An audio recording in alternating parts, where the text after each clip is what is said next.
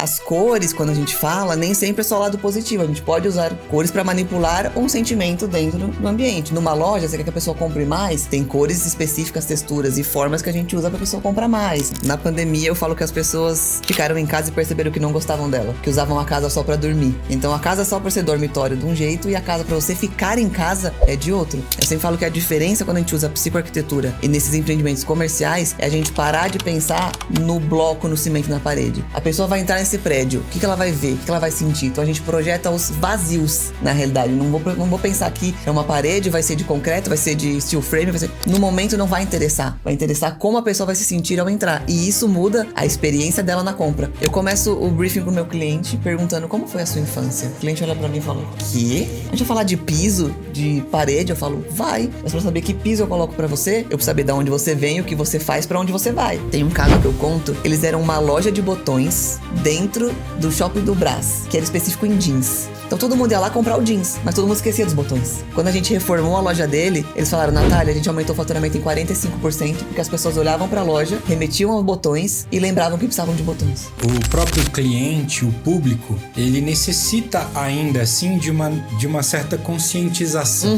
Porque se eu não tenho consciência que o ambiente realmente interfere nos meus resultados, eu tô no escuro. Sim. Eu não tô sabendo. Se eu não tenho consciência de que existe psicoarquitetura que pode me trazer aqui alguns diferenciais que Totalmente. vão me ajudar a entender coisas do meu passado. E aí, quando o público se conscientiza, por exemplo, eu vou fazer um projeto agora, eu não consigo imaginar Sem um arquiteto. Sem um arquiteto e sem um trabalho que tenha um olhar também de psicoarquitetura, que pra mim faz diferença. Eu tenho um apartamento que eu tô vendendo, eu tava vendendo por um valor. E aí, só de eu dar uma mão de tinta no apartamento e reformar o piso, o corretor falou assim, Zé, eu pego na 40 mil em cima. Eu falei, o quê? Ele falou, não, pode pedir, mas 40 pau em cima aí.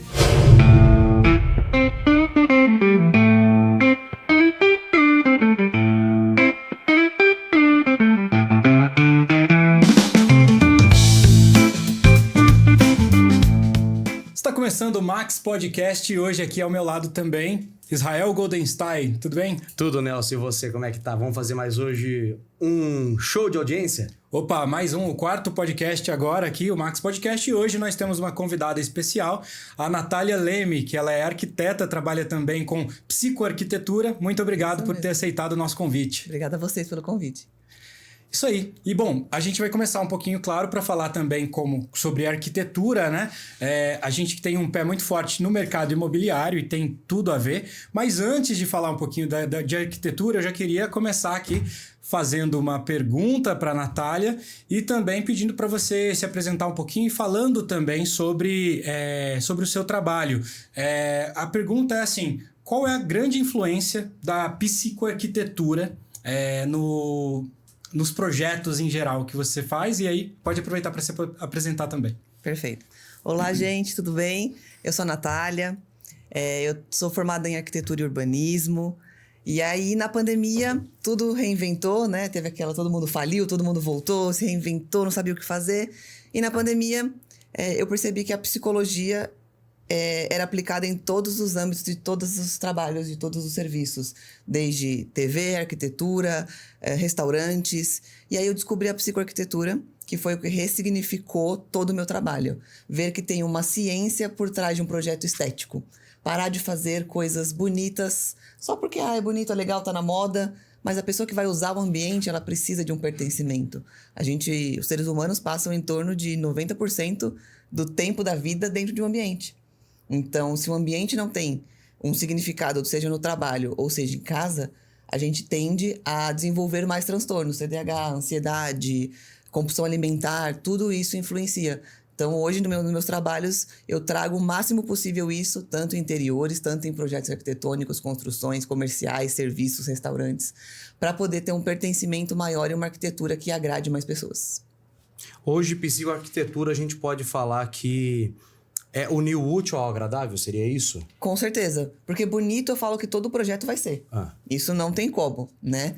Tem muitas opções no mercado, a gente consegue fazer bastante combinações. Então a gente consegue fazer de formas... Eu gosto de madeira, mas tem madeira assim, assim, assim, assim, assim. Qual que eu vou usar? O que você quer sentir no seu ambiente? O que você quer que as pessoas sintam no seu ambiente? E aí, dentro da madeira, a gente consegue, por exemplo, escolher um tipo que traga o sentimento que você deseja. E aí, a pessoa, ela se sentir bem seria o ponto crucial, o ponto focal de toda essa história? Se ela quer sentir isso no ambiente, sim. Falo até o exemplo de um spa e de um manicômio. Ambos podem ser brancos, cada um vai sentir uma coisa, depende do branco e como é usado, né? Então, nem sempre... As cores, quando a gente fala, nem sempre é só o lado positivo. A gente pode usar cores para manipular um sentimento dentro do ambiente. Numa loja, você quer que a pessoa compre mais, tem cores específicas, texturas e formas que a gente usa para a pessoa comprar mais, que a gente chama de manipulação positiva. Você quer que a pessoa sinta aquilo. Então, dá para mexer bastante com esses pontos. É possível a gente dizer, voltando até um pouquinho, que as pessoas têm criado uma consciência maior sobre a importância. Eu pergunto, inclusive, porque assim, eu olho por mim, né? Mas é claro que eu não sou a única referência, mas eu percebo que, assim como existem muitas pessoas que, ao longo do tempo, foram crescendo e viviam num determinado ambiente e tudo, e não sei se com maior acesso à informação ou com a transformação das coisas, fui percebendo que o ambiente começa a influenciar. Então, eu percebi porque a gente tem mais informação, talvez hoje, não sei. Mas você identifica isso também, que as pessoas criaram essa consciência ou estão criando? Com certeza, principalmente pós-pandemia, que todo mundo viu que os problemas psicológicos não são frescuras, não são dramas, né? Então, acho que pós-pandemia a gente teve um despertar maior para esses pontos, de se preocupar com a psicologia, com a sua cabeça, com a sua mente, num geral. Então, a psicoarquitetura veio para ajudar isso. Então, acho que sim, as pessoas despertaram bastante para isso. Durante a pandemia da Covid-19, você tocou num ponto, acho que é importante. As pessoas entenderam que o fica em casa não era só necessário naquele momento. Poderia ser ajustado futuramente para você trabalhar no home office. Então, economizar, ganhar mais dinheiro, agregar o útil a algo que já está sendo feito. Por exemplo, unir 2 empregos, ter uma rentabilidade maior. A pandemia da Covid-19 foi uma virada de chave para você, na sua profissão? Você, além de identificar, você entendeu que o mercado estava mais aberto a isso ou não? Com certeza. Na pandemia, eu falo que as pessoas ficaram em casa e perceberam que não gostavam dela. Que usavam a casa só para dormir, né? Dormitório só. Exato. Então, a casa só para ser dormitório de um jeito e a casa para você ficar em casa é de outro. Então, na pandemia, meu escritório deu um boom, assim, de projetos interiores. Porque as pessoas falavam, Nath, eu não gosto da minha casa. E eu não sabia que ela era tão ruim. Eu chego em casa, tem um móvel que toda hora eu tenho que ficar desviando. Meu filho não dorme porque o quarto inteiro dele é de carro com fogo. A pessoa não dorme mesmo. Então, tudo isso eu vejo que as pessoas vieram reclamando. E aí foi quando o meu escritório deu um up, assim, para interiores. Você pode ver que o mercado imobiliário, hoje, ele é pautado em movimentações. Então, assim, no meu ver, eu acho que, sendo um pouco mais frio e calculista, além da pandemia, a gente teve alguns outros acenos também. Movimentos, a gente pode falar que sazonais. E eu acredito que isso pode ser uma virada de chave também, porque, assim, como é que tá hoje o mercado? Passou a pandemia, a gente tem o quê? Acabou 2021, 22, 23, 24, quase 4 anos depois da pandemia. Como é que tá o mercado imobiliário para o seu setor? Continua estável, entrou no platô, como é que ficou? Ele teve um momento de alta, bem pós-pandemia, final 21 para 22. Aí teve uma queda, quando começaram literalmente a abrir 100% as coisas. As pessoas queriam viajar. Ficar em casa. Exato. Ninguém queria, nem eu queria Ninguém queria reformar nada também. Queria viajar, queria comprar coisas, queriam ter outras experiências. E aí eu vejo que final 24 para começo 25 foi quando voltou que as pessoas falaram, é importante mesmo pro meu negócio, é importante mesmo pra minha casa. E agora eu vejo o mercado em alta de novo, em ascensão. Mas daí começou a estabilizar novamente. Estabilizar, sim. Final de 2024 e 2025 foi bem estável. E olhando essa movimentação do mercado, as construtoras, incorporadoras, elas sempre fazem projeto, e a gente vê aqui no nosso próprio mercado mesmo, a gente está gravando aqui em São José dos Campos, na região do Vale do Paraíba, mas o que se expande também para outros mercados.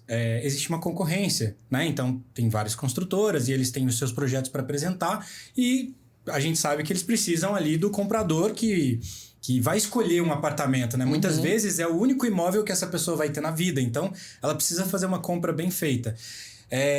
O quão importante para o seu olhar de arquitetura e com a psicoarquitetura também, o quão importante é esse incorporador, esse construtor, fazer uma escolha bem feita de um projeto e ter também esse olhar pro ambiente como um todo, né? Porque para não ser mais aquela caixa quadrada, digamos Exatamente. assim. Né? Eu sempre falo isso, do elefante branco ali no terreno não é legal porque pro incorporador e pro construtor não é comercial. A pessoa não vai olhar, vai se encantar por aquilo. E eles acham, às vezes, que fazer uma arquitetura diferente, fazer uma arquitetura luxuosa muito mais cara. E não.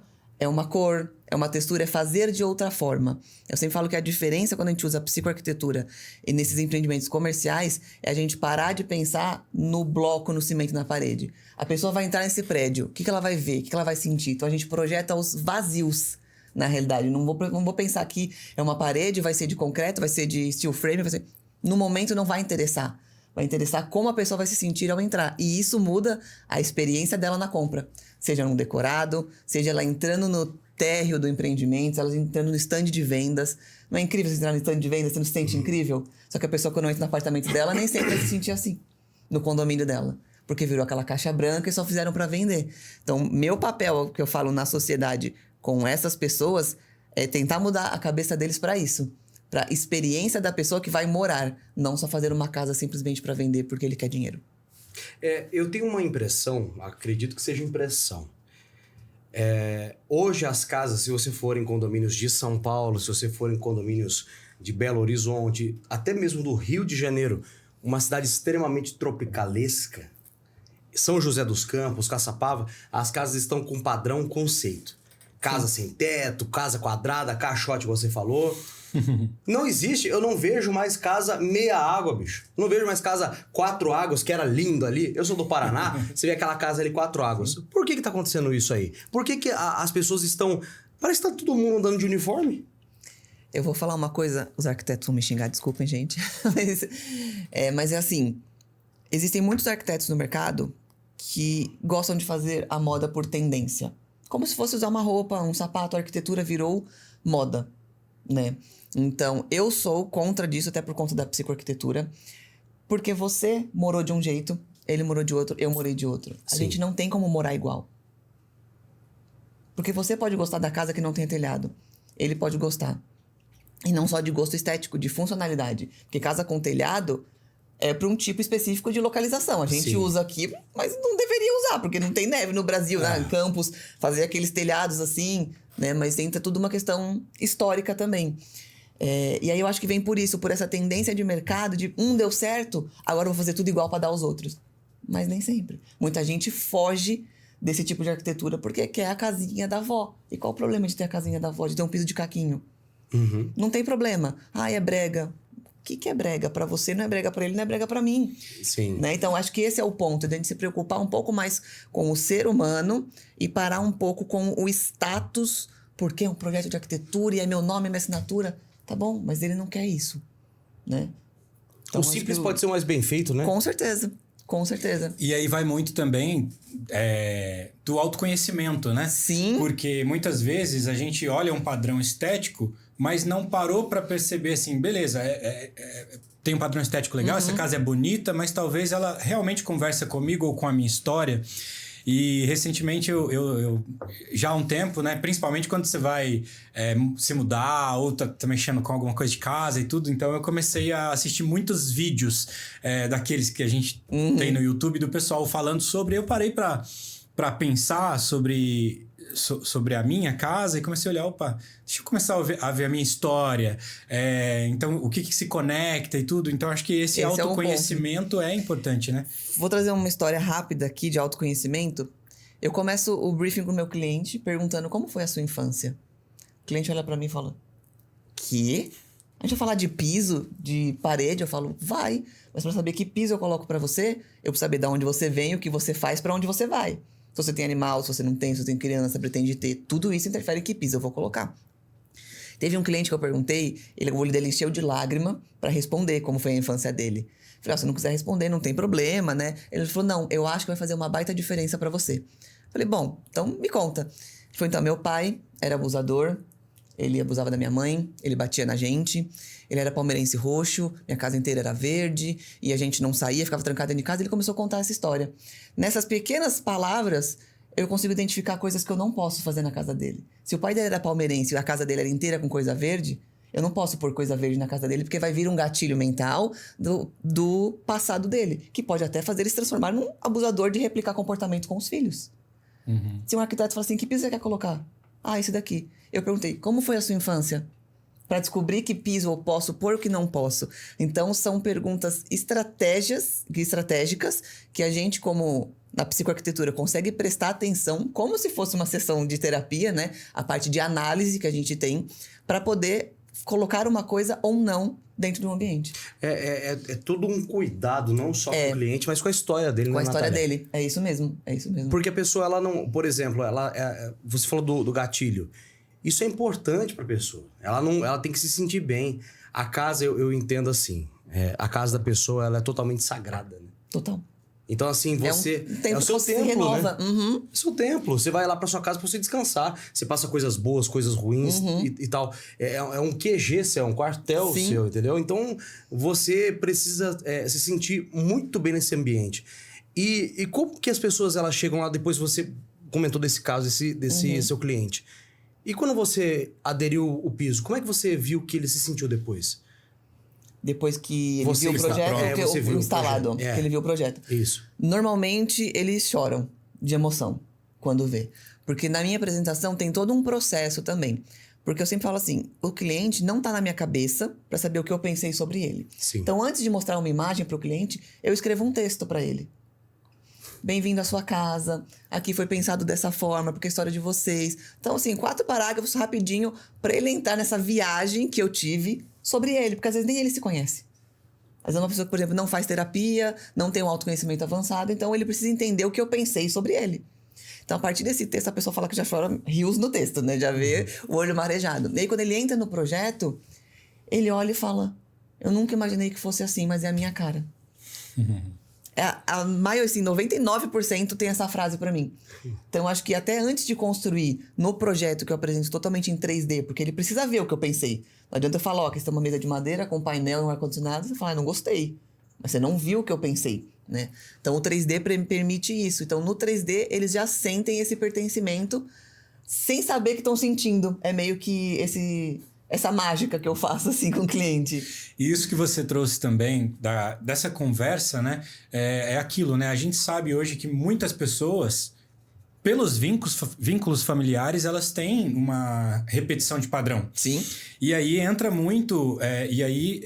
o que a gente fala da casa e do ambiente está relacionado com o seu próprio autoconhecimento, né? Então, quanto mais ele tem possibilidades de trazer a sua identidade para o projeto, realmente vai fazer toda a diferença, né? E nem só em residencial. Porque todo mundo está falando disso, de residencial, mas focando no comercial, por exemplo, já projetei uma loja de quadros uma vez dentro de um shopping, que ele falou assim pra mim, Natália, eu tenho esse quadro aqui, que foi minha avó que fez a tecelagem à mão, e foi daí que eu resolvi, porque minha avó trabalhava vendendo quadros de lã, etc. E eu queria colocar esse quadro na parede. Só que o quadro não combinava nada com o que ele vendia. Nada.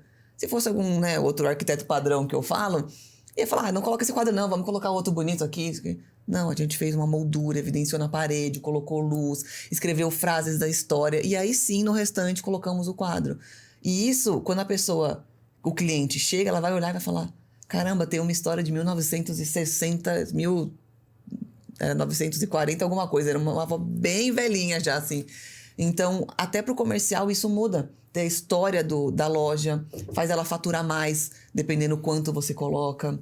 Tem um caso que eu conto, eles eram uma loja de botões dentro do shopping do Brás, que era específico em jeans. Então todo mundo ia lá comprar o jeans, mas todo mundo esquecia dos botões. Quando a gente reformou a loja dele, eles falaram, Natália, a gente aumentou o faturamento em 45%, porque as pessoas olhavam para a loja, remetiam aos botões e lembravam que precisavam de botões. Uma reforma numa loja de 10 metros quadrados. Fez ele faturar 40% mais, que ele abriu outro stand numa outra loja por conta disso, da identidade, a personalidade da empresa também faz diferença com o que a pessoa compra, porque ela compra a marca.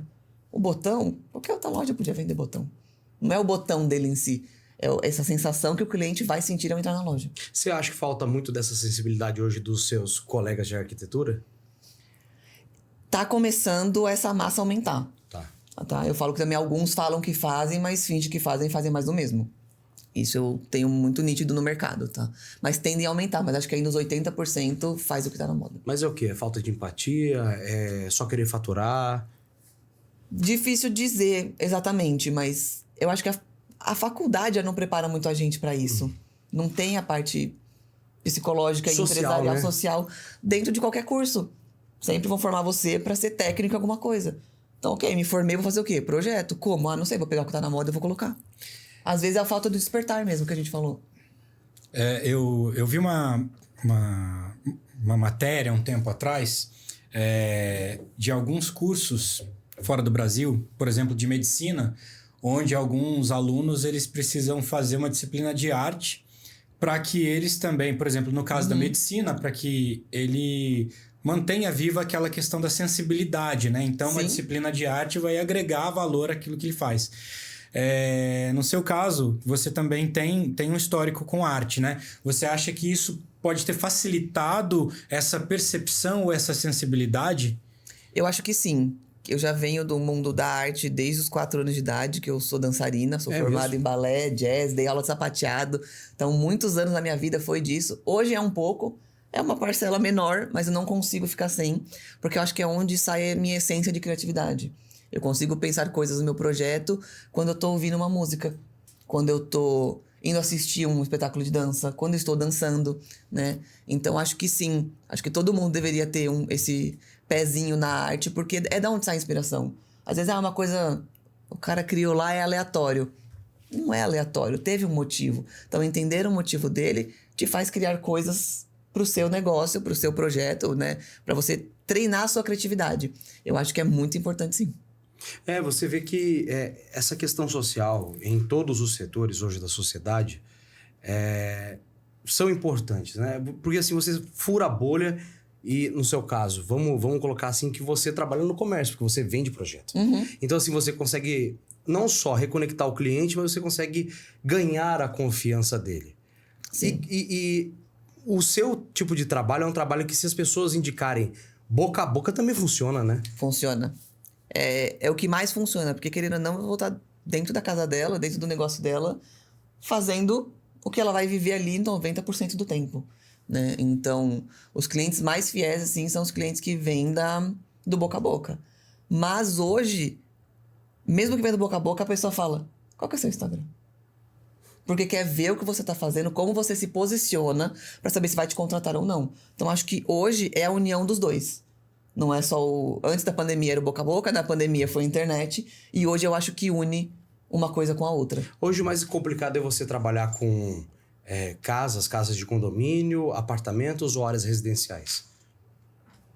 Não vejo um mais complicado assim. Vai do que... Eu sempre falo isso. Vai do que eu coloco mais minha energia, né? Eu, por exemplo, atuo a maior parte dos meus projetos em São Paulo. Sim.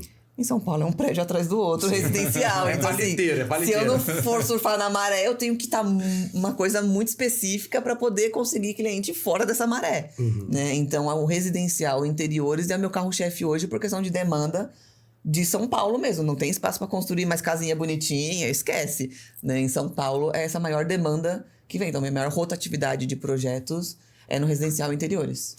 Falando ainda desse aspecto que a gente está trazendo também, interligando a psicoarquitetura, tem o Dr. Paulo Vieira, da Febracis, ele fala muito sobre... Eu vi ele trazendo aquela questão do nada quebrado, nada faltando, nada fora do lugar, né? Que é aquele significado da paz, do shalom, né? De tudo organizado. E aí a gente tá no mercado também, falando especificamente de negócios, e muitas pessoas hoje estão usando os seus ambientes, como a gente mesmo falou, desde a pandemia aumentou. Meu cunhado mesmo agora trabalha 100% em casa. Numa empresa de tecnologia que ele trabalhava um tempo atrás, a empresa não considerava o fato das pessoas ficarem 100% em home office. Depois da pandemia, a empresa não considerava o fato de não haver Sim. home office, porque percebeu aumento de produtividade, no caso dessa empresa de tecnologia, e também diminuição de custos. Então, isso é uma realidade. E aí, eu volto nessa questão do nada quebrado, nada faltando, nada fora do lugar, pela questão assim, o que isso pode interferir na nossa própria performance?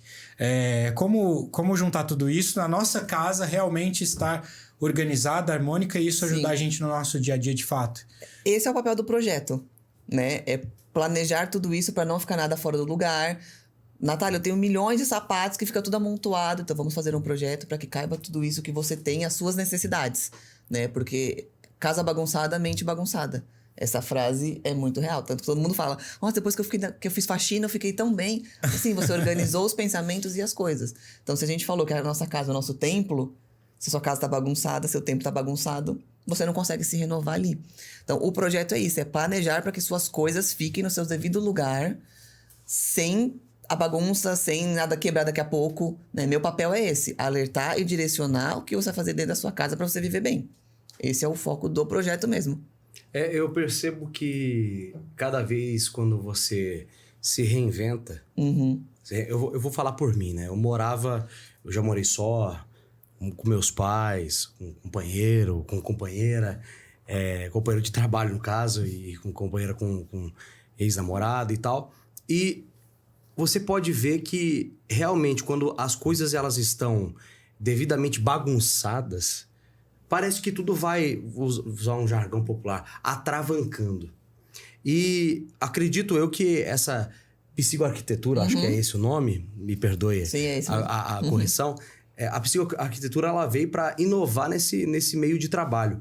Isso, além de falar de performance, a pessoa também acaba mudando, né? Completamente. Porque assim, não falando só de trabalho, mas a pessoa, ela começa a falar assim, eu tô mais relaxado. Porque eu vou chegar na minha casa, desculpe, eu não sou arquiteto, mas eu não vou meter uma parede preta no meio da minha sala. Uma preta, eu sou um cara que eu quero paz. Eu vou colocar uma parede preta, uma vermelha e uma roxa aqui. Como é que eu vou ter paz na minha casa? Entendeu? Eu vou ter o cenário do podcast, eu não posso. É muitas coisas. Então você acredita também que o pessoal, sem ser o profissional, também acaba influenciando um cara que é pai de família, o jeito que ele educa seus filhos? Completamente. Completamente. Por exemplo, o cara que trabalha fora e a esposa fica em casa com os filhos. Ele tá lá no trabalho, o ambiente do trabalho dele é ruim, ele trabalha numa luz branca, numa cadeira desconfortável, ele tá estressado, ele chega em casa como? Mais estressado. Porque o filho quer atenção, porque o filho ficou o dia inteiro sem fazer nada, a mulher também queria atenção. Então, o estresse que ele teve no ambiente de trabalho, um ambiente ruim, projetualmente estou falando, nem sempre as pessoas. Sim. O ambiente mesmo, o tátil. E ele chega em casa, e a casa dele também não relaxa ele, tem uma parede vermelha, uma roxa, uma preta, automaticamente vai ficar mais estressado e vai descontar isso nas pessoas que não tem nada a ver com isso. Eu sempre falo assim, será que sua mulher é tão chata, seu marido é estressado, seu filho é tão imperativo porque é a personalidade deles? Ou é o ambiente que contribui para piorar isso? Porque se você vai no consultório médico, é tudo clarinho, branquinho. Exato. Pra você relaxar, né? Exatamente. E digo até, teve uma época que eu acompanhei um amigo no hospital, e todo mundo chega pensando no hospital, pensa naquela coisa branca, aquele negócio, aquele azulzinho. E a gente chegou lá, era tudo madeira, era tudo uma luzinha. Por quê? A pessoa que tá se recuperando, ela tem que se sentir em casa. Senão ela não vai se recuperar nunca com hospital, sempre com cara de seringa, eu falo. O hospital tem cara de seringa. É verdade. E agora Seringa e soro, né? Exato.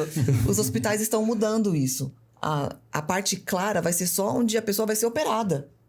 Depois disso, ela não precisa estar naquela luz, naquele alerta todo que a gente fala. O médico tem que estar alerta na sala de cirurgia. Onde a pessoa está lá no quarto, descansando, sendo acompanhada, por que não pôr uma cama confortável para ela, uma maca confortável, com uma TVzinha, uma plantinha? Qual o problema? E hoje eu vejo que os hospitais mudaram isso para a recuperação da pessoa. Por favor, Nelson.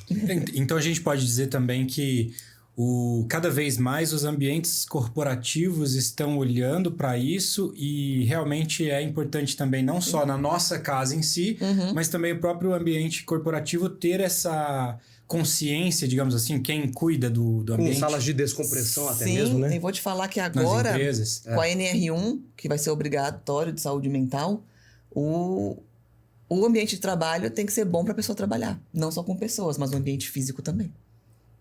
Por exemplo, quem trabalha em call center, que é aquela cadeirinha pequenininha, tudo que fica ali presinho, então vai ter que ser tudo se adaptado por causa da NR1. por conta disso. Saúde mental no ambiente de trabalho. E é mais do que E agora é necessário. lei. Agora não tem jeito, né? É lei. Ô, Natália, fugindo um pouquinho do assunto de psicoarquitetura e falando um pouquinho sobre... Vamos falar de mercado imobiliário que a gente estava falando. Como é que você vê... A gente estava falando até, antes da gente entrar no ar, desse êxodo que está acontecendo. Eu vejo, por amigos, casais de amigos, pessoas que saem de São Paulo e vão para a região metropolitana do Vale do Paraíba, ou vão para o interior de Minas Gerais, ou buscam ir para fora do país para sair dessa correria, dessa loucura que é a capital paulista, a capital fluminense, o Rio de Janeiro. Sim. Como é que você observa isso no meio de trabalho seu? Que a arquitetura está intrinsecamente ligada ao mercado imobiliário. Totalmente. Mas como é que você vê essa movimentação? As pessoas estão buscando mais paz? Estão buscando mais paz e casa com cara de casa. Tanto quando chega... os clientes sempre trazem referências. Eu gosto disso. Volta a casa com telhadinho. Volta a casa com quintal para criança e o cachorro brincar. Né? Então, as pessoas saem da urbanização para ir para o campo justamente para isso. Para ter essa liberdade e essa paz que São Paulo não permite. É muro, é cerca, é alarme, é câmera, tudo fechado. Você dentro da sua casa com 30 fechaduras. As pessoas não querem mais isso. Porque virou aquele caixote branco de segurança. E as pessoas não querem mais. É completamente oposto ao que você imagina de ser paz e ser tranquilo, né? Porque eu tava falando assim, a pessoa, ela tem um problema que é a mobilidade urbana da cidade de São Paulo. Totalmente. E aí você tem o problema da criminalidade. Se não for a maior, mas uma das mais perigosas em regiões, porque... específicas. A gente tem regiões específicas em São Paulo. Você tem lá a região de Parelheiros, você tem a região lá, extremo sul da capital paulista, você tem a região ali de Heliópolis, enfim, Paraisópolis. E aí a gente vai vendo a criminalidade se alastrando em São Paulo. Só que daí quando a pessoa vem para o interior, vamos falar de São José dos Campos, vem para São José dos Campos, ela consegue imaginar um mundo mais pacífico. Sim. Vamos falar que seja uma falsa sensação de segurança, né? Porque se você tiver com iPhone 16 na rua, o nego vai lá e toma do seu. A oportunidade, né? Ocasião faz o ladrão, né? Então, assim, o cara vai lá e toma o seu iPhone. Sim. Só que, assim, isso vai... As pessoas, elas estão procurando o interior? É isso que eu queria saber. Elas estão buscando ir para outras regiões, saindo desses grandes centros? Sim. E saindo desses grandes centros, elas procuram o quê? É apartamento? É casa de condomínio? É casa conceito? É casa de campo? É o quê? Casa de condomínio é o principal. As pessoas saem de São Paulo porque querem casa de condomínio pela segurança, por ter essa liberdade tanto projetual de ter espaço para construir, que em São Paulo já não tem, né? Mas sim, casa de condomínio é o que mais procura. Tem condomínios novos ali na região de Paulínia, muita procura para isso daqui que tá... Que é uma região ótima, rica, né? Sim. Também, Tem com bastante, espaço, né? bastante procura para isso, sim. E trazendo esse olhar também, né? Eu estava pensando aqui e já numa outra vertente, né? A gente vê essa movimentação, talvez até porque a gente percebe assim que muitas pessoas durante um tempo elas pensavam naquelas casas de veraneio, né? Eu moro aqui em qualquer lugar, entre aspas, Sim. moro no meu apartamento e tudo, e no final de semana eu vou. E talvez esse movimento, a gente percebe ele mudando, porque a gente vê números do mercado também, que mostram que agora as pessoas, elas criaram a consciência que tá, mas eu moro a semana toda, né? Então Sim. eu preciso morar bem a semana toda, né? Exatamente. Eu acho que as pessoas agora vão morar na casa de veraneio e ter apartamento em São Paulo de vez em quando porque precisa ir para trabalhar. Sim. É meio que Pelo isso, contrário. vai inverter todos os papéis, sim. Agora, e as pessoas que... No mercado de marketing, a gente percebe muito o seguinte. Às vezes, uma empresa, até de porte bom, ela pode fazer um trabalho profissional excelente. Resolver muitas coisas, muitos problemas dela. Mas às vezes ele fala assim, mas o meu sobrinho vai fazer. E aí você já sabe o resultado, né? Sim. Na arquitetura acontece muito isso.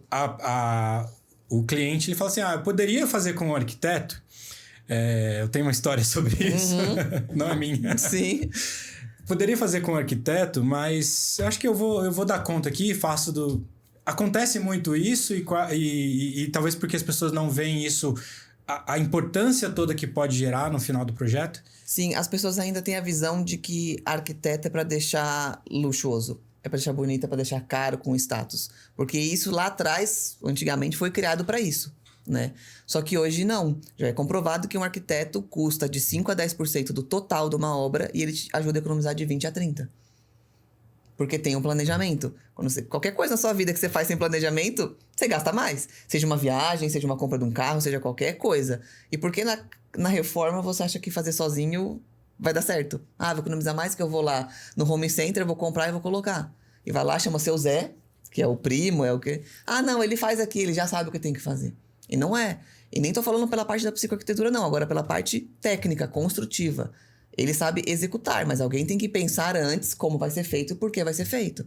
E esse é o papel do arquiteto. Então, a economia na obra, quando você tem um arquiteto, é muito grande. As pessoas ainda não viraram essa chavinha. É incrível, né, cara? É incrível porque você vê que... Eu vou falar por um exemplo meu de casa. A minha mãe, ela não tem nenhum tipo... Minha mãe é assistente social. Uhum. Só que todos os arquitetos que são amigos da minha família dizem que ela tem um dom natural para arquitetura. Porque todos os móveis lá de casa, minha mãe que desenhou. Sim. Minha mãe chegou e falou assim, eu quero um móvel assim, meu pai que se lasque pra pagar. Entendeu? Meu pai se lasque pra mandar fazer. E ela desenhou a estante da minha casa, né? Desenhou lareira, desenhou chão, piso, mesa, tudo. Desenhou. Só que as pessoas... gostaria de saber isso. O mercado... Eu vou falar da minha área, sou jornalista. Eu vejo que a área de jornalismo ela está muito, infelizmente, prostituída. A área de arquitetura também está nesse nível? Com certeza. Se você jogar aí no Google, Instagram, você vai achar projete sua casa por R$600. R$100 cada ambiente. O cara vai jogar no Mia qualquer coisa, vai fazer, vai te mandar e vai achar que é um projeto lindo e maravilhoso. Não é. E a IA é muito boa para nossa área. Mas tem que ter alguém que vai dar uma informação real por trás. Porque faça uma planta numa casa. A IA vai fazer. Não é só um robô lá trabalhando. Exatamente. Não tem sentimento, né? Exatamente. Tem que ter alguém que tá pensando no que você quer, no que você precisa, suas necessidades, com medidas reais dentro das normas, para você não bater a cabeça em algum lugar, não tropeçar em alguma coisa, para fazer esse projeto. Então, essa prostituição rola, principalmente na pandemia. E eu acho que também o próprio cliente, o público, ele necessita ainda, assim, de uma certa conscientização. Uma educação. Porque se eu não tenho consciência que o ambiente realmente interfere nos meus resultados, eu tô no escuro. Sim. Eu não tô sabendo. Se eu não tenho consciência de que existe psicoarquitetura que pode me trazer aqui alguns diferenciais que vão me ajudar a entender coisas do meu passado e me deixar até... Por exemplo, eu sou de Minas, então Minas Gerais, no meu ambiente, vai trazer vai trazer algo bom. Eu gosto de futebol, tenho um time. Opa, vai também. E aí, você vai juntando uma série de situações da sua história, da sua vida, né? Mas aí eu só conheço isso a partir de quando eu sei que existe arquitetura. E aí, quando o público se conscientiza, por exemplo, eu vou fazer um projeto agora. Eu não consigo imaginar sem um arquiteto. Sem um arquiteto e sem um trabalho que tem um olhar também de psicoarquitetura, porque para mim faz diferença. Mas talvez a conscientização ainda não tem. Precisa, né? Eu uso muito as redes sociais para isso. Porque é a forma que a gente consegue atingir mais pessoas para elas começarem a entender qual que é o papel do arquiteto disso. Né? E eu sempre uso uma comparação. Você vai no McDonald's, você tem uma sensação. Você vai no Coco Bambu, você tem outra. Não quer dizer que um foi mais caro ou não para construir que o outro. Porque às vezes custou a mesma coisa. Um abraço pro Lucas Damasceno, sócio do Coco Bambu aqui da nossa cidade. O ambiente é muito bom, viu? Então, é essa diferença que eu digo da sensação. Não quer dizer que um custou mais barato que o outro para construir. Só que no McDonald's a pessoa quer que sinta uma coisa. Que você chega, come e vai embora porque é um fast food. No Coco Bambu você quer que sente, converse, tome um drink, etc. E não tem a ver com custo de construção. É isso que as pessoas precisam entender a diferença. Ambos têm arquiteto, porque ambos precisam de um arquiteto. Mas um faz sentir uma coisa e o outro faz sentir outra. Se fica no Coco Bambu, você sente prazer de estar lá dentro. Vai pedir um drink. Tem a música, é outra coisa. Que no McDonald's você chega, come e já vai embora, porque a cadeira não é nem confortável pra você sentar. É pra você te expulsar de lá mesmo, entendeu? É isso mesmo. É, porque o McDonald's, ele até tava vendo o filme, o McDonald's ele não ganha dinheiro com lanche. Ele ganha dinheiro com imóveis. Exato. Né? De mercado imobiliário. É, O total. filme com Michael Keaton, né? Isso, muito bom, né? Ótimo. Conta bastante a história, né? Mas muitas áreas estão interligadas também no mercado imobiliário. E tem um vídeo do Pedro Cardoso que fala um pouquinho também de um conceito de, às vezes, o público ele enxergar valor naquele bem, naquele produto, mas nem sempre olhar também para o valor que o profissional vai agregar naquele projeto. Né? Então, às vezes, ele vai gastar ali 500 mil, 1 milhão de reais numa casa ou mais, enfim. Mas, às vezes, ele eu vou economizar aqui no profissional. Só que às vezes ele tá com a consciência de... É a menor economia da lugar obra. errado, né? Exato. Tem uma cliente minha, foi meu terceiro projeto do escritório, assim, há 10 anos atrás. Ela comprou um apartamento de leilão por 300 mil, 115 metros quadrados, mais ou menos. E ela usou 200 e pouco para reformar. Então ela gastou, meio milhão ali. Depois de 5 anos, ela vendeu por 950 mil.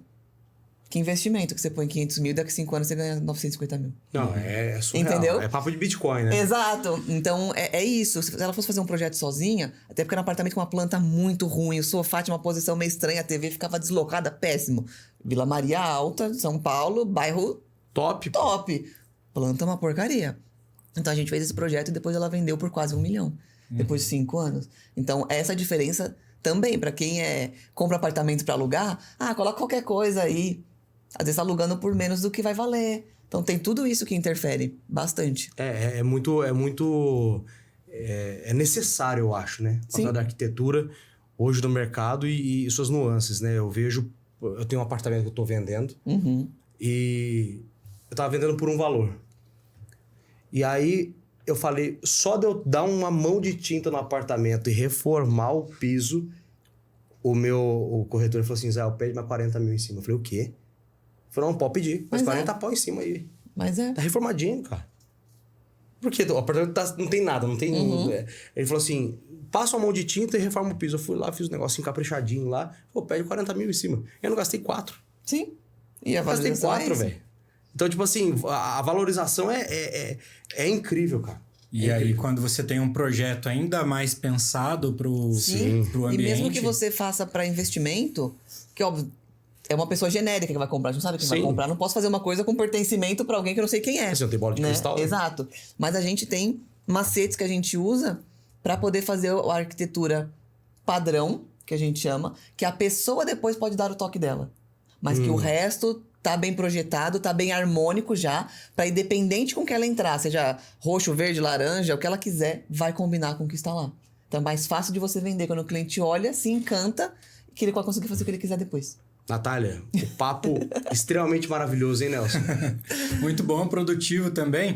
Eu tenho uma outra pergunta, que é a seguinte. A pessoa, ela já tem o seu imóvel, ela tá morando ali, enfim. Ela não vai mexer com uma reforma grande agora. Mas ela quer deixar aquilo com a cara dela, com a identidade dela. Então, tá focada ali nos interiores do ambiente. É possível fazer algo muito legal também e trazer esse trabalho, digamos assim? Totalmente. Hoje tem soluções no mercado que a gente consegue reformar sem quebrar nada.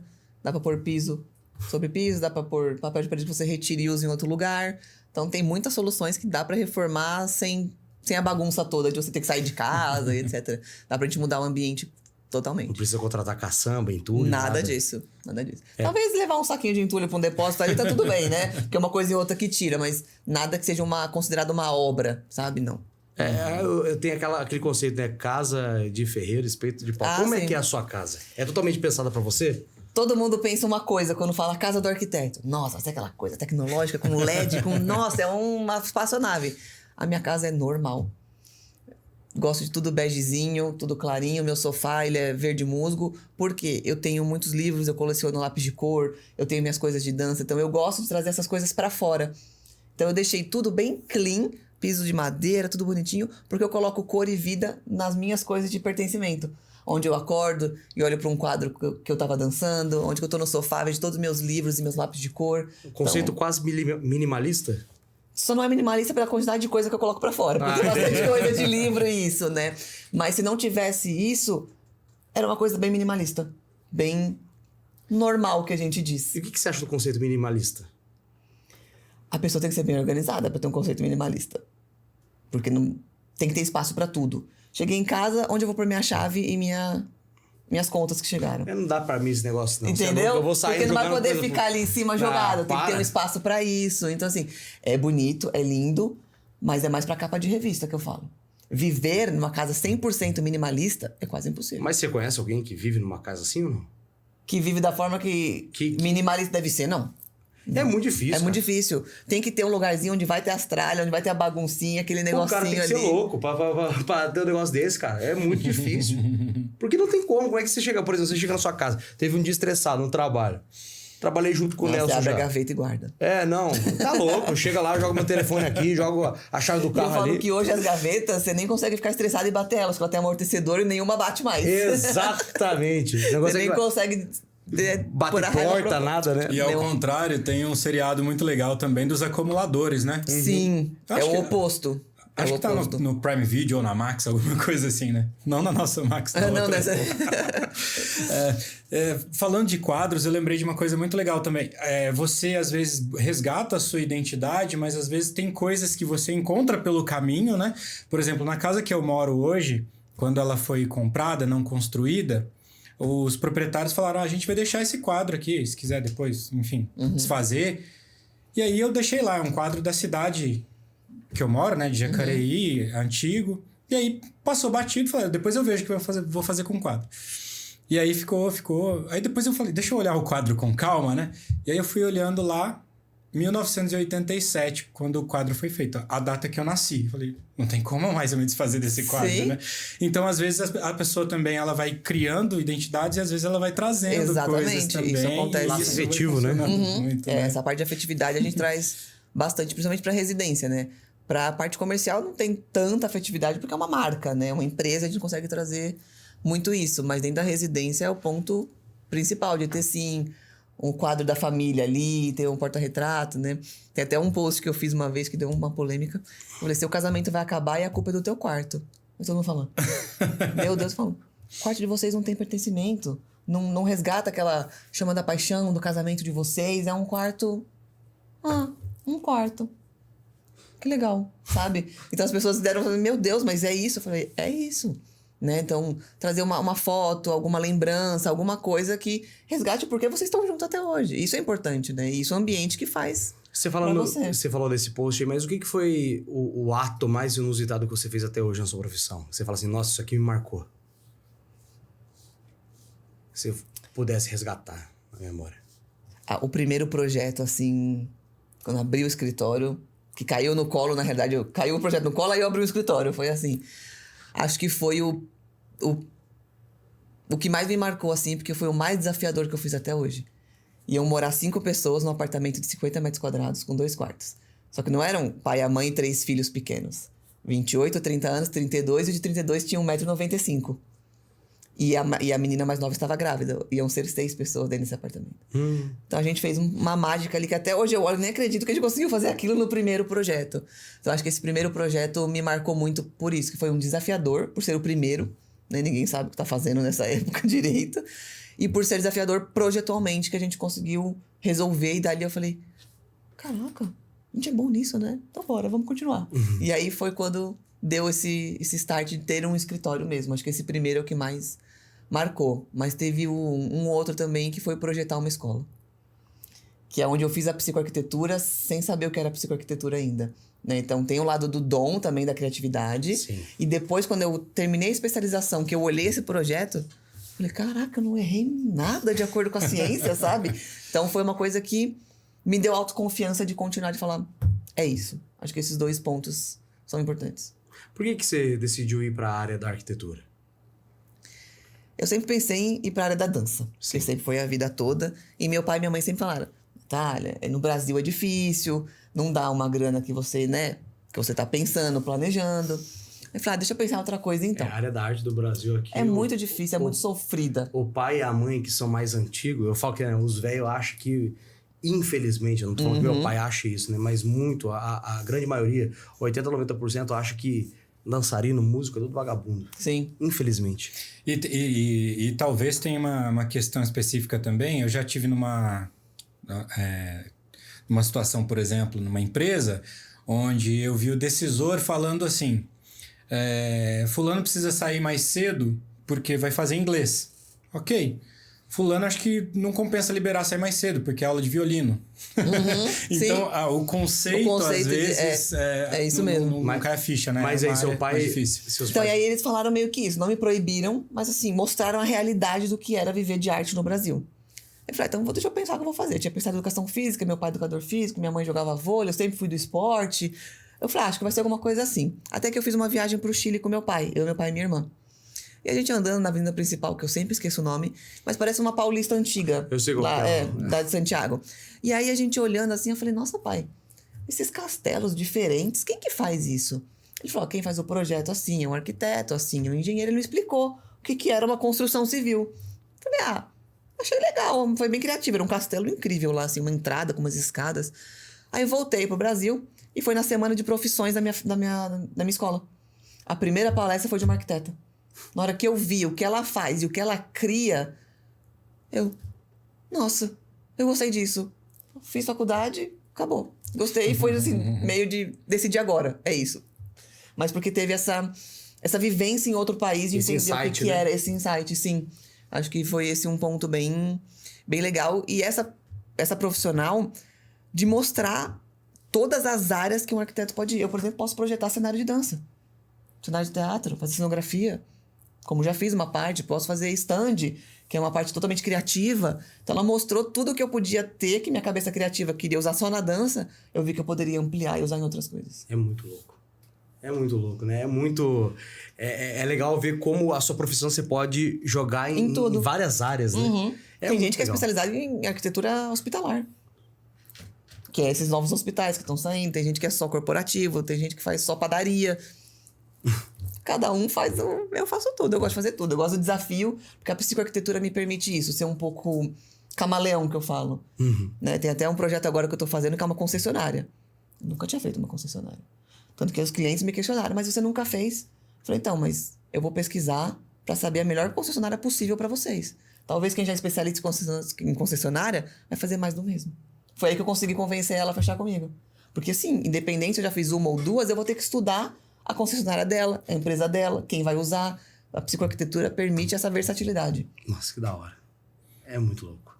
É muito abrangente, né? E tem uma clara conexão com a arte de forma geral, totalmente, né? Porque quantos projetos que são projetos de ambientes, de prédios, construções, mas sim, a gente bate o olho e vê um monumento artístico ali, totalmente, né? totalmente. Até pelos próprios teatros, todas essas coisas que a gente tem. O MASP, que foi um ponto muito importante em São Paulo, é uma obra de arte. Uma obra de arte.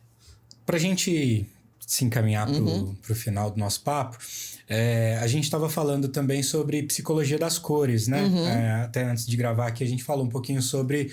eu estava falando sobre o seriado Breaking Bad, né? Porque a gente tem aquele vídeo famoso mostrando um pouquinho sobre a psicologia das cores no projeto do Breaking Bad. Enfim, ali é um projeto, né, de série.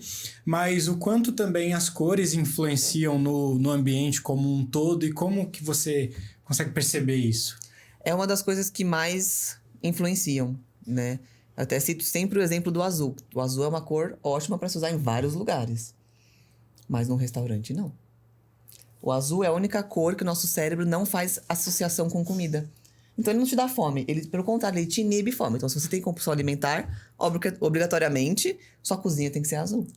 Porque vai te inibir de ter vontade de comer. Aquela, eu tô com fome, mas não é fome. O azul não contribui para isso. Então se você pega um azul e faz um ambiente, um restaurante 100% azul, não vai ser muito bom de vender seu restaurante, né? Assim, não é que não pode ter azul. Não pode ser majoritariamente azul. Cito do vermelho. Nossa, o vermelho normalmente é poder, né? A Prada é vermelho. Eu falo, legal. A fachada da loja da Diesel é vermelha. Mas a loja da Americanas também. E uma não tem nada a ver com a outra. São públicos totalmente diferentes. Totalmente. Então é o cuidado com a cor. Ah, não posso usar vermelho no meu quarto. Não é que não pode. Tem formas de usar que a gente consegue colocar uns pontos vermelhos que não vai mudar nada no seu ambiente. Idem o azul na padaria, etc. Como eu falei, um manicômio e um spa, ambos são brancos e cada um sente uma coisa. Então, a psicologia das cores é entender esse ponto, porque é o principal. Tudo é cor, tudo é estímulo visual no nosso cérebro. E a cor é um dos principais que tem, né? Cor e a textura, mas tudo que a gente vê. Então, é muito importante pensar nisso. Aliado a essa questão de cores, pra gente já ir pro final, eu gostaria que você comentasse alguns erros que são crassos para as pessoas que não são arquitetos, mas que estão em casa, estão fazendo algum tipo de movimentação, mudando a sua casa, mudando o seu ambiente de trabalho. Quais são os erros que você mais identifica? Que você Passei olha assim, na loja, gostei dessa tinta aqui. Só porque gostei. Além da psicologia das cores. Eu vou começar primeiro com uma cor, que é aquela parede vermelha atrás da TV. Boa. Todo mundo já teve ou tem, você tá sentado lá vendo TV e aquele vermelho tá dando aquele estímulo. Já com a luz da TV, é assim, ruim. Parece churrascaria, né? É, tipo isso, é churrascaria. E o que eu mais vejo, assim, que as pessoas ainda não tiveram consciência, é a cor da luz. De luz quente e luz fria. A luz fria não é legal para nosso cérebro. Deixa a gente muito em estado de alerta. Porque eu falei do centro cirúrgico. É para você estar em alerta. Então, quem trabalha numa luz fria o tempo inteiro, que fica ali no computador, que tem aquela luz da tela, é a pior coisa. Aí todo mundo fala, mas com a luz amarela eu não enxergo. Não é a cor. A intensidade e a configuração da luz está errada. O sol é amarelo e você enxerga normalmente no sol. Sim, exatamente. Eu faço sempre essa comparação, né? Exato. Então, é a questão da luz, porque interfere em todo o nosso ciclo circadiano, no horário que você acorda, dorme. Então, no trabalho, no horário de ir embora, normalmente a gente tira as luzes, deixa um pouco mais claro para você já indo no sentido de descansar para ir embora. E aí vai todo esse processo. Então, esse é um erro que influencia literalmente no seu humor e na sua rotina, a luz branca. Acho que esse é o principal. É luz, E assim, imóveis que você vê assim, que são errados, assim, que o pessoal... Por exemplo, painel, que eu vejo a galera botando painel, e aí o cara bota uma televisão maior que o painel. Eu já vejo, se eu não sou arquiteto, mas eu vejo que é um erro, cara. Mas é um erro estético. Funcional não vai ter muito, assim, vai tá feio. Estético, o que você identifica que seja um erro também grosseiro estético? A TV não está alinhada com o centro do sofá. Isso pra mim, eu chego nas casas da pessoa, eu sento no sofá e a cabeça tá aqui, ó. Lá em casa é assim, lá em casa é assim. tá assim a TV, sabe? Isso eu acho um erro ruim. Mas às vezes isso acontece por erro de projeto, né? Por erro de projeto. Ou até da própria construtora que não pensou e colocou uma paredinha qualquer, então o sofá tá aqui e a TV tá ali. Porque só tem aquela parede pra colocar um sofá. E tem construtoras trabalhando projetos já olhando pra psicoarquitetura também? Tem. E você vê essa movimentação? Sim, vejo. Vejo plantas melhores, começo a ver... É uma parcela pequena, mas vejo sim. Mais importante. Uhum. Um outro erro que eu não gosto, que não é só estético também. Que fala assim, não quero mesa de jantar, quero só uma banqueta aqui pra jantar. É tipo cozinha americana? Deixar só a parte da banqueta. Mas cadê a cama e a mesa? Não quer. Já como da banqueta ali rapidinho. Falo, o alimento é o que te dá energia pra poder sobreviver. E você quer comer rápido de qualquer forma, não tem aquele momento de prazer de saborear o alimento. Porque a banqueta é pra fazer refeições rápidas. É banqueta de bar, que fica ali na frente do chapeiro, etc. Então, deixar só isso dentro de casa não é legal. Tem até uma cliente que a gente dá umas discutidas, ela fala, eu quero. Eu falo, não é bom. E qual palavra vence no final? Se ela bate muito o pé, eu faço ela assinar um termo que depois... que eu sou contra essa solução. Dependendo do que for a solução. Se não for... é só estética? Tá bom. Não gostei, mas tá tudo bem, ela gostou, né? Mas se for funcional, a pessoa tem que assinar um termo, porque depois se ela... O médico, sei lá, fala pra ela que ela tem que sentar numa cadeira e não numa banqueta, ela fala, mas a Natália colocou uma banqueta. Eu tô comendo 2 anos na minha casa uma banqueta, a culpa é da Natália. A técnica é você. Exato. Então, quando é alguma coisa fora de norma, que nem eu quero pôr uma cama maior do que o previsto e eu quero deixar um espaço pequeno na frente, vai assinar um termo. Vai ter que passar igual um siri na frente da cama, porque não tem espaço pra passar de frente. E isso te deixa de mau humor. Sem você perceber, te irrita toda hora ter que passar errado na frente da sua cama. Você quer pôr? Tá tudo bem. Mas assina um termo de que não é legal, não tá na norma e que você tá responsável por isso. Tá tudo bem por mim. Mas meu papel é alertar. Se ela me contratou pra alertar e eu alerto ela não quer, eu também tiro minha mão. Falo, tá tudo bem, pode fazer aí. Mas não é culpa minha se eu te alertei, né? Então isso é importante também. A nossa segurança como projetista. Sim. Excelente. Bom, estamos chegando ao fim aí do nosso bate-papo. Muito bom, por sinal, né? Sim. Uma conversa muito produtiva e agregadora. Agradável também. Sim. Queria fazer para você a pergunta de fechamento. Qual é a principal missão que você traz, seu grande objetivo com os seus projetos e os seus trabalhos hoje? O que você quer deixar, transformar, assim? Qual é a principal... O que te move mais com a sua profissão? Tem uma frase que eu sempre uso, que eu não faço só projeto. Eu traduzo histórias, desejos e emoções em ambientes com pertencimento. Acho que esse é o grande foco. Vai além de um projeto só porque tem que entregar um 3D porque o cliente me contratou e não sabe fazer sozinho. É um pouco mais trazer essas coisas para o ambiente. Excelente. Natália Leme, muito obrigado por ter aceitado o convite, pela presença, pela conversa também. Obrigado. E o Max Podcast vai chegando ao fim e nós nos encontramos no próximo episódio. Até mais.